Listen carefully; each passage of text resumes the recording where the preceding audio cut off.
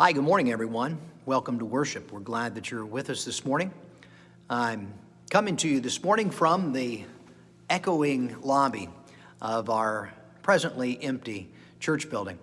But I thought I would film in here today so that those of you at home could get a little taste of the work that the seasonal fairies have been doing and getting our building ready for the holiday season. And indeed, they have, as they always do, done a beautiful, wonderful job, and for that we're grateful.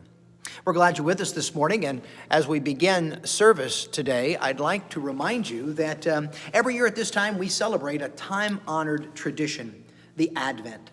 Advent means arrival, and it counts down the Sundays until Christmas Eve by lighting a candle each week with a theme.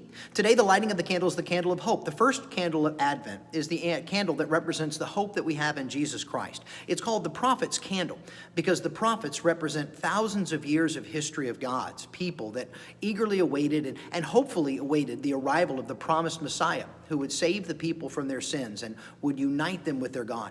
The prophets didn't know how it would all work or what it would look like or how it would be, but they wanted so badly to know and to understand.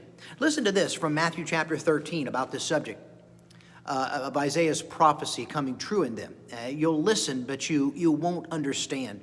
You will look at it, but you will not see. This people's heart has gone flabby and fat. Their ears are muffled and dull. Their eyes are darkened and shut in order that they won't see with their eyes and they won't hear with their ears, or they won't know in their heart and turn back to me, and I will restore them.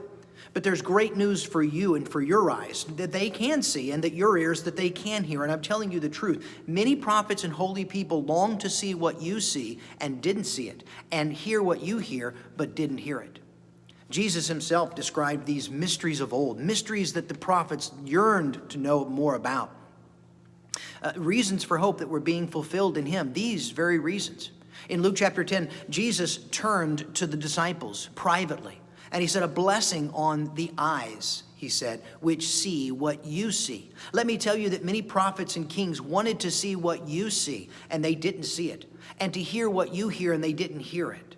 And finally, years after the fact, looking back on those days of hope fulfilled in Jesus, Peter wrote this about the prophets of old in the first chapter of his first epistle. The prophet who prophesied about grace that was to be given to you. He searched and he inquired about this rescue. They asked, what sort of time would it be? The time that the Messiah's spirit within them was indicating when speaking of the Messiah's suffering and subsequent glory. It was revealed to them that they were not serving themselves, but they were serving you when they ministered these things, things which now have been announced to you by the Holy Spirit who was sent from the heavens through those who preach the good news to you. The angels longed to gaze on these things. The morning we look at this candle of hope and the hope of the prophets and the hope of 4,000 years, and still the only hope that we have today and the only hope that we need today. And that's the hope that we do remember today. That's the hope that we celebrate today. A hope that fueled the prophets' fire. A hope that filled a generation in Jesus' own day. And a hope that even now is the only hope that we have, and yet the only hope that we need. Let's celebrate that hope today as we begin in song.